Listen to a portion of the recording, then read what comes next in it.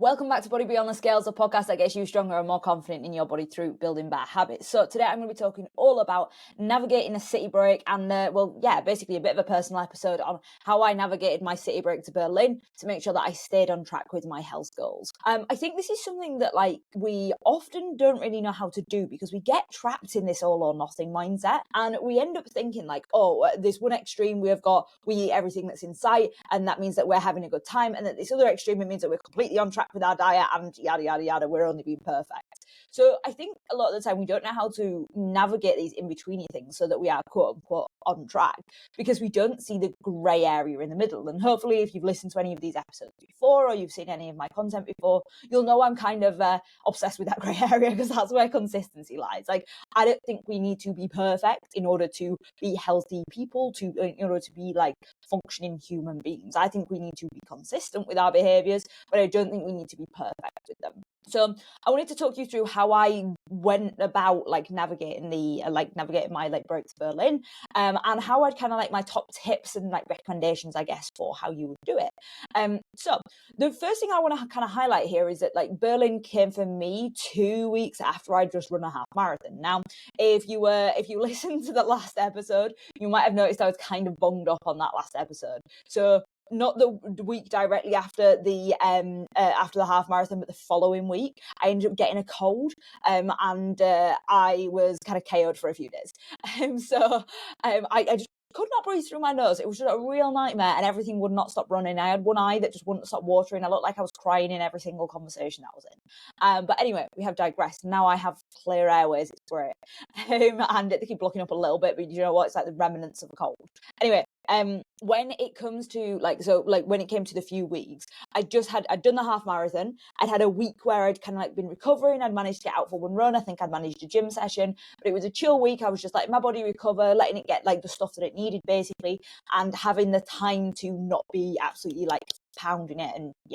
And so I had that week, and then I got ill, and I just didn't have the capacity or the energy to kind of push or be back on track with things, which then meant that I then spent 2 weeks not doing anything or doing minimal, and then I then spent another week after that, in the week of Berlin, I was I want to get back into it this week, but I haven't got the opportunity to, because we're going to be away for effectively 5 days. So I was kind of going into this mindset of I need to make sure that I am as on it as possible with my goals. Now, if you know my goals at the moment, they're very much performance based. They're very much about being at maintenance. After the half marathon, what tends to happen, and this has been the trend for every single half marathon that I've run, is that my weight will go up slightly towards the end of the half marathon. And effectively what happens, and it's something that I can potentially catch for next time, is that my appetite just ends up going way higher than what my caloric needs are. So I will end up eating more, and I end up in a slight surplus. And it's not the end of the world that my weight is increasing. It's just my weight is kind of slightly higher than what I would like it to be. It's currently sitting at about 66.5 kg, which is, if you're familiar with me talking about my weight, I much prefer to be in the sub 65 range. So we're about 1.5 kilograms or 3 pounds higher than where I want to be. And that doesn't sound like much, and it isn't much. It is just slightly higher than where I want to be. So I'm not going into a deficit per se, but what I am being is more conscious with my food intake. And that was something that I really wanted to take into the weeks post half marathon. And then that is something that I've kind of been channeling in since getting back from Berlin as well. So I wanted to make sure that over Berlin, I was at maintenance. I wasn't doing I wasn't in a surplus. It wasn't just a complete press that big red button and not think about it. It was being mindful around those food choices. And to be honest, this is probably how I'd have navigated the break anywhere. I still managed to eat everything that I wanted to eat. And I also made sensible and high quality food choices as well. So I think it's really important that when you are values aligned and you are acting with your values aligned to how you want to exist, it makes it a lot easier to do things like a city break, to navigate a holiday, to navigate social events, because your focus and your values are aligned with health. And this isn't something that's always been the case for me, but it's definitely the case now, where I am actually mindful around how I want to navigate things, and I want to make sure that my decisions are aligned with my quality of life, but they're also aligned with like health. And I think a lot of the time we think that we can't have those two things, but we absolutely can. Like we can have enjoyment for our life, we can appreciate the culture of somewhere and not eat everything but the kitchen sink. So I think that's really going to be the key thing that I want to talk through today. So I'm going to be talking through nutrition, also the activity that I managed, and a little bit into kind of like being mindful around water intake as well. So we flew on the Tuesday evening.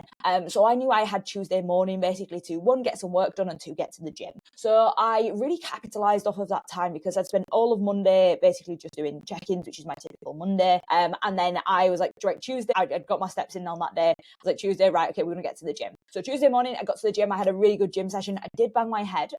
I bent over to move the pin on the machine. And as I came back up again, the water bottle stand, I managed to bang my head on the corner of that. It was very painful, but you know what's more painful was the ego bruise that I got from it. But yeah, so I went to the gym that morning. I had a good session, and then I came back, and like, Jules and I managed to basically get our steps up through the fact that like we had walked to the tram stop, and then obviously walking around the airport. I'd already walked to the gym that day.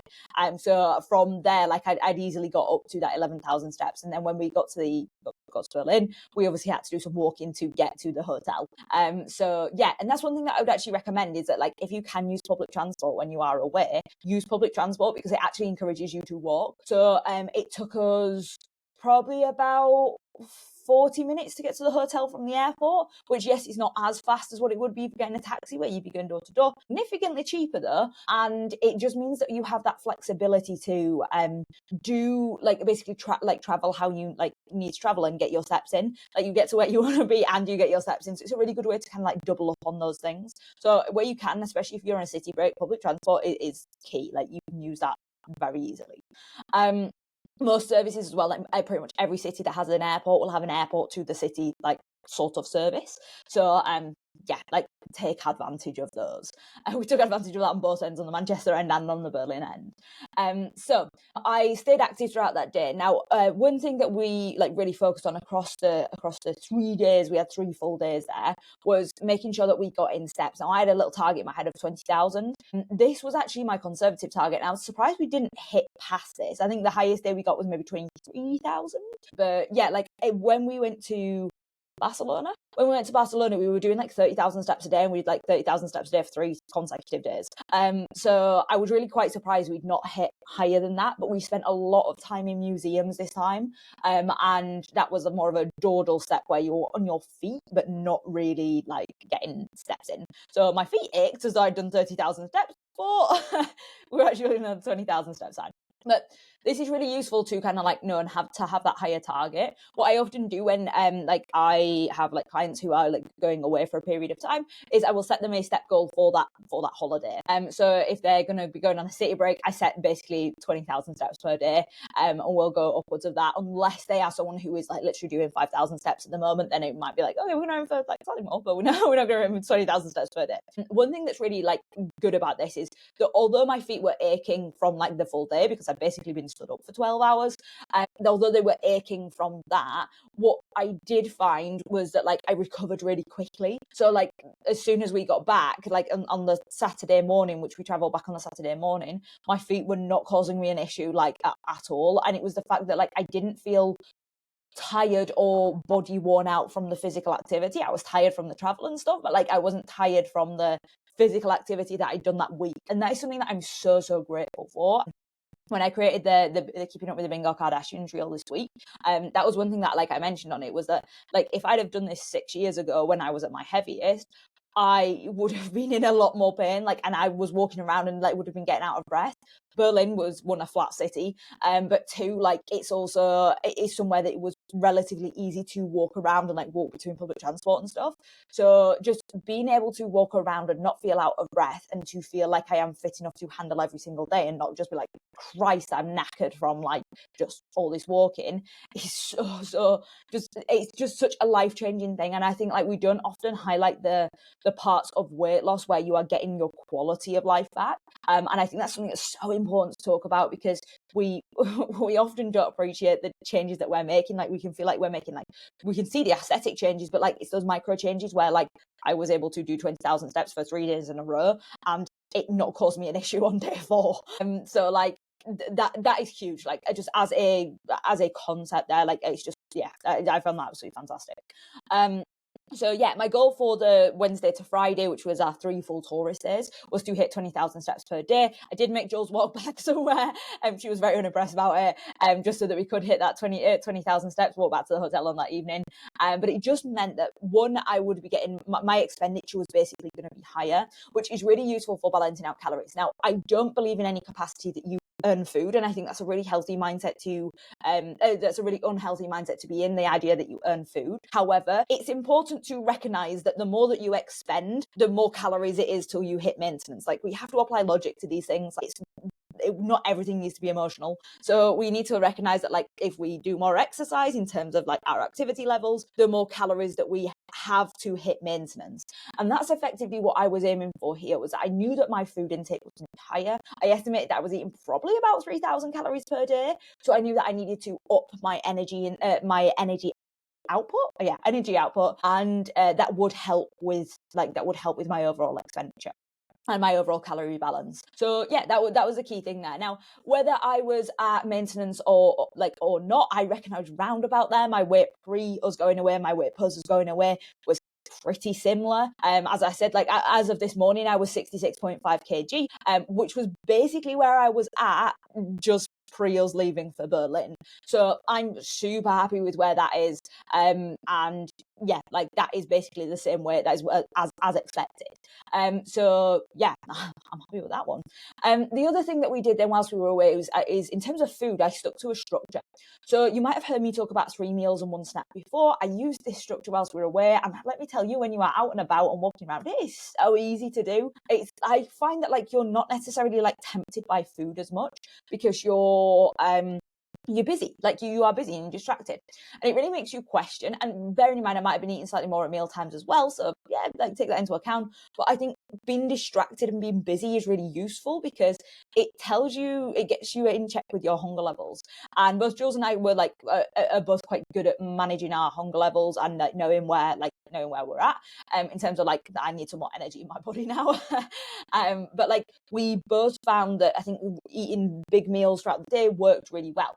So actually, I would say that for the most time, I had 3 meals and 0 to 1 snacks. I think we had a snack on the Friday, and we had a snack on, actually, we didn't have a snack, but we had dessert on one of the days. We split this cheesecake thing. It was just fantastic. It was like a cheesecake on the inside, but it was like, I don't know why it was a cheesecake. It was more like lead and biscuity. And then it was like covered in chocolate on the outside, and we split that. I think Jules had like 2/3 of it, and I had 1/3 of it. And that was a great time. Anyway, I have digressed onto the food, and I'm going to be talking about the food in a second. So the structure that we followed, that I followed, was the 3 meals and like 0 to 1 snack. And that worked really well. Like, I found that I was pretty stable throughout the day. I knew when my next meal was coming roughly. We'd already researched some places, which I would highly recommend to do, researching some places of where we were potentially going to eat. Whenever we've gone on a city break, the way that we always do it is I book the flights and the hotel, and Jules does the planning for like the food and the what we're going to be seeing and when. It works really well. And we Jules had like found a few places, and then the night, like on some of the nights, we were like, I'm not really sure we want to go to that place anymore. So we do a little bit of research. TikTok, fantastic for research on stuff like this. Literally type in places to eat in X place. Genuinely, the things that come up are so useful, and you can get a good idea of what the food is potentially going to be like, what the portion sizes are going to be like, and actually I think that can help you set realistic expectations. Yeah, that was such a useful thing to do, is just that pre-research and have a list, so then you're not making decisions by like waiting to trip over a restaurant effectively, and then you just end up having pizza 4 nights in a row. So we had done a little bit of research already on like a few places, so we had a few places in mind. We've done this every city break that we've been on, and it's worked so well. So I'd highly recommend, because you end up getting better quality of food there. One thing that I would highly recommend as well when you are on a city break is to look for the local cuisine, but also look for like other types of international cuisine, if that makes sense. So we found this really nice Vietnamese place, and they had great foods, like a great food selection, because they also had things that you wouldn't have found in a Vietnamese in England. So like, it was really good, and I think it allows you to open up your cultural palette and like open up your like taste buds, basically two different things. And the way I guess just to think about it with my geography hat on would just be like, well, immigration is going to be different in different places. There's going to be different like different influences. I know that in Germany they have a large influence from like the Turkish population, which is hence the doner kebabs. The foods are going to be different. Like people are going to have brought different cultures and customs, and what's seen as normal in like those settings where like we have say more vegan options, we had more like fake meats at the Vietnamese than what you would have done in the English version of that. So yeah, it was really cool. Basically just go try different foods. And if you do your research before, that's super useful just to make sure that you're getting in a wide variety of things and you can check that things are going to align. And that way as well, we made sure that like basically everything we had vegetables in.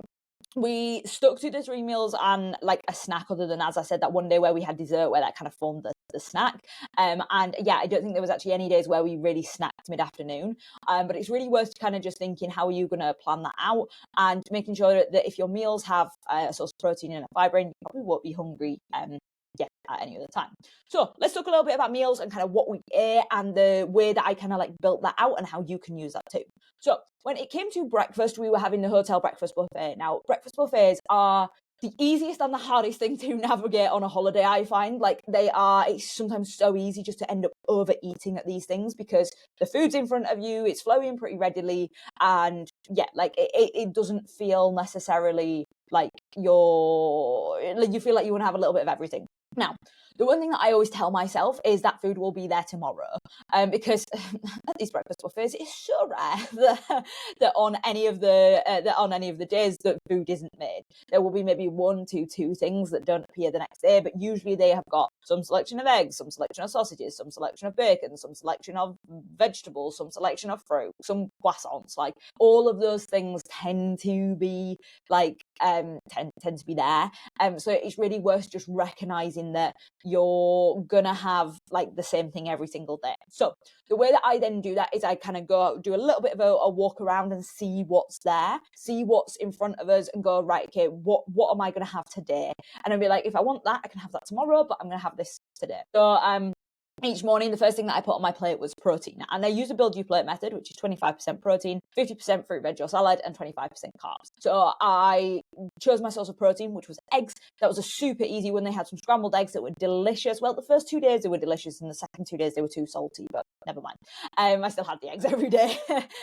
So I had the scrambled eggs, and that was great. They had 2 different selections of eggs. Now, I don't eat meat, so the sausages and the bacon were irrelevant to me, but it was a useful thing just to have the eggs on there. And I don't think I've ever been to a breakfast buffet that didn't do eggs. So yeah.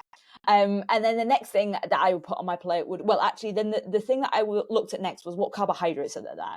I wouldn't recommend this for most people. I'd recommend to get some like fruit or veg on your plate next. On the first few days, I actually did do this. So I put tomatoes and mushrooms on my plate the first day, and then just got a taste for them. These, however, the mushrooms were quite buttery, so I knew that the calorie content of those was going to be higher than what I potentially wanted them. But my good option, which I knew would have plenty of fibre in, would have plenty of water in as well, was going to be the fruit.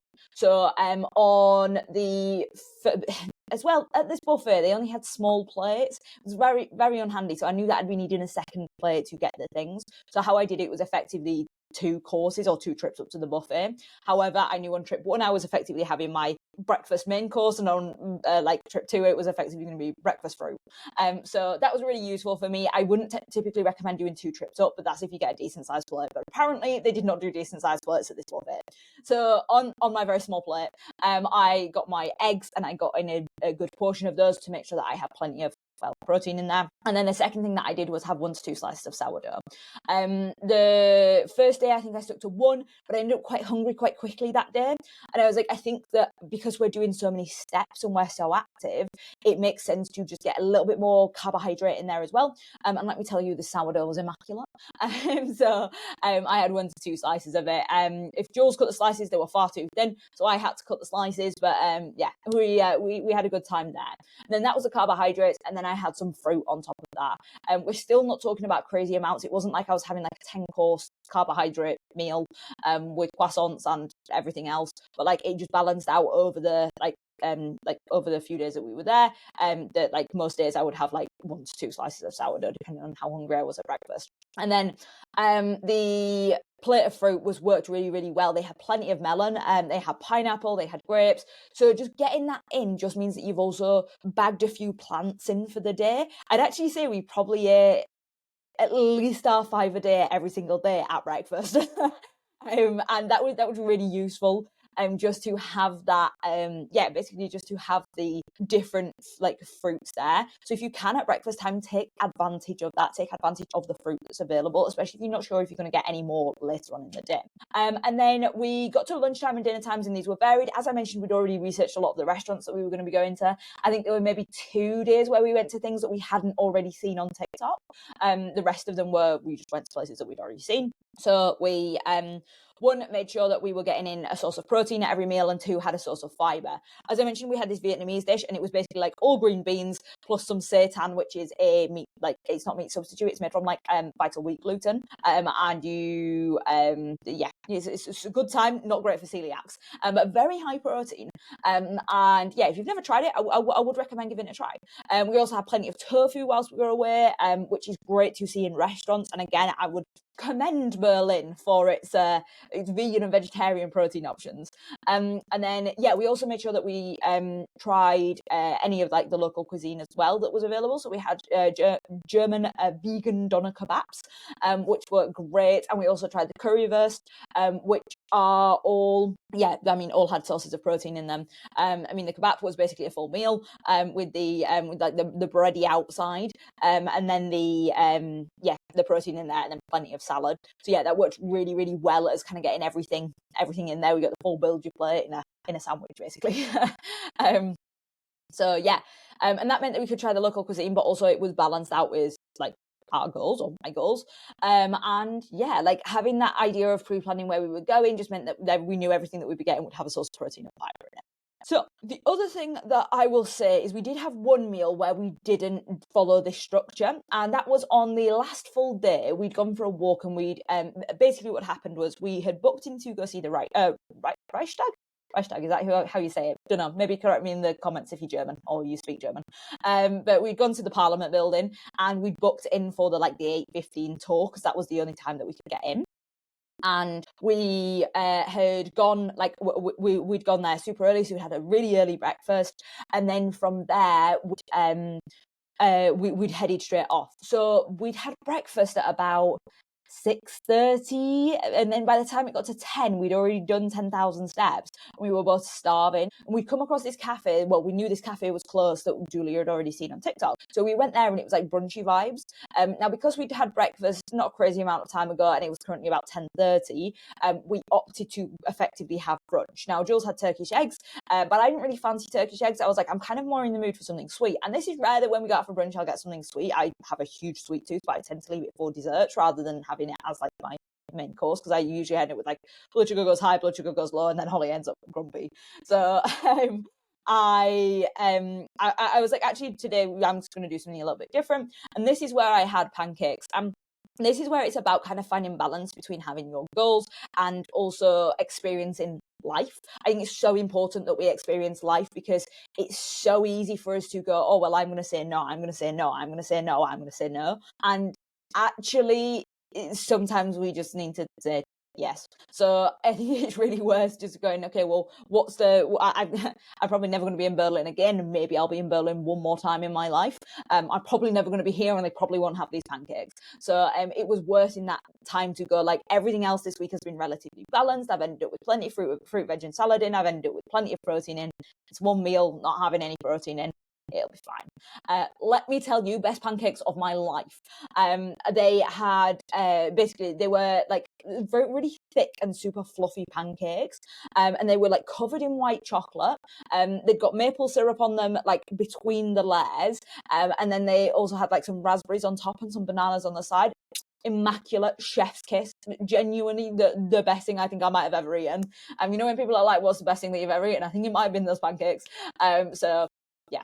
But I think that's really important to go there. Like, I've obviously spoken about how balanced the week has been, and then I had that one meal. It wasn't like every single meal was like a big red. I pressed the big red button and I was going, yeah, let's have this and dessert and let's drink, and like it was more about the balance across the week. On that note, actually, around alcohol, Jules and I did drink more than what we would typically drink. By that I mean she drunk and I had a couple of drinks of her drink. I don't really drink that much anymore. For me, it's not where I would like to expend my calories or spend my calories. But for Jules, she just enjoys the taste of alcohol. So she had a couple of nights where she drank. Now the key thing here is we didn't drink all the time. We didn't drink at every single meal. We drank once in the night where we were in the market hall, and once on the very last night when we'd gone for pizza. So it's really, really key here to see that like we weren't drinking like 4 meals a day, basically. And it's key to see that like when we did drink, it was like one drink and that was it. And I think that's really key, is when you can enjoy something and you can enjoy being somewhere without alcohol. And I think that's a really powerful thing to be able to enjoy. Now, I'm not against you drinking at all, don't take that as that, but I do think you should be mindful around your alcohol intake, especially if you are not thinking about your water intake, or you are finding that your water intake is lower, because that's going to dehydrate you even more. Which brings me on to my last point of water intake. So we took water bottles with us. We had like recyclable plastic bottles, basically. The reason that we took these rather than a like proper permanent water bottle was that just in case, they basically said to us at the airport, you need to get rid of your bottles. We had disposable ones that we didn't really care about. So we took the disposable water bottles. We took them relatively full to get to the airport. We drank before we got to the airport, especially because you know there's going to be toilets available. So it's a good time to use this to get hydrated, especially because you're going to be getting dehydrated on the plane. So we drank plenty of water on the way to on the way to the airport, so on our travelling to the airport. We then went through security with our empty bottles, and then we got to the other side, and in Manchester Airport and Berlin Airport, there were places to fill your water bottles up. So it's really useful to have these, to have water bottles with you, because it means that you are drinking enough and you're not thinking about paying like £3 for a water bottle in an airport. And it just means that you stay hydrated relatively easy. On that note, if you are anywhere within the UK, if you are in a cafe, I believe if you ask them to fill your water bottle up, they have to fill your water bottle up with tap water. I'm pretty sure that's the law. So yeah, like if you are in the UK, like take advantage of that when you're out and about as well. I'm not quite sure what the rules are abroad. In Germany, we were a little bit confused as to whether they would or not, but we managed to, I think we had basically one water bottle that would last us a day. And bearing in mind this is 500 ml, but what we did was capitalise off of meal times, and really made sure that we drank extra at meal times. So yeah, that was the way that we kind of got around it. And then we drank when we got back to the hotel room. We both made sure we basically had a 500 ml each, just to rehydrate us from any under in the day. And we also made sure we had plenty at breakfast. So we had we would both have a glass of water at breakfast, one of the small mango juices, and I would have a peppermint tea and Jules would have a coffee. So we both made sure that we drank plenty at breakfast time, plenty on an evening when we got back, and did what we could at meal times, and then basically sits throughout the day on our water bottle. And I think on 2 of the days we actually ended up buying another bottle of water, which I didn't love doing for the environment. Like, I don't love drinking out of plastic water bottles. It feels very wasteful, but sometimes they need the most. We also made sure that we drank at meal times, and that was probably the best thing that you could do there, because some places did charge for tap water, which honestly, the audacity of charging for tap water. So we tended to get things like either pop or, as I said, Jules drank, which isn't hydrating, but yeah. But I tended to get either like lemonade or on one of the meals we had hot lime juice. I've never had hot lime juice before. Great time, genuinely. I was super surprised. And they must have had some sort of like sugar in there or sweetener in there, because it was super sweet.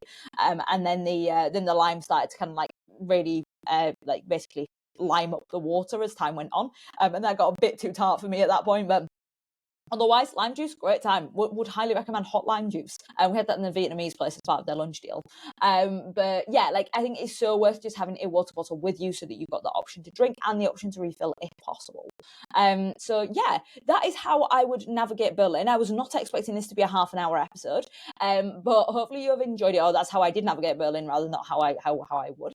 But yeah, I hope you've enjoyed it, and I hope you've got something from this for the next time that you go on a city break, or even if it's just thinking about like a few days few days away. But like, yeah, I think this is a super useful thing to do, is just go in with the intentions and figure out from there. If you enjoyed this episode, please make sure you give the show a 5-star rating and review, and please make sure that you are subscribing, following, whatever is the action that you can take on the platform that you are on. And otherwise, have a fantastic rest of the day.